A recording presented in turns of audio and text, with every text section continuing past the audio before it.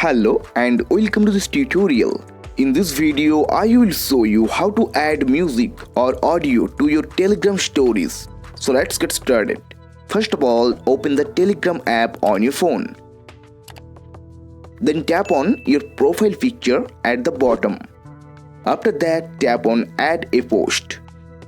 Now, if you want to add a photo or video from your gallery, just tap on it. Now select the photo or video you want to upload. And if you want to add audio to your Telegram story, tap on the sticker icon. After that, tap on Audio. Then tap on Select from Files. Now choose the audio file from your file manager that you want to add to your story. After adding the music, you can adjust its position or timing if needed. Then tap on Next button at the bottom right corner. Now choose who can see your story, everyone, my contacts or selected friends.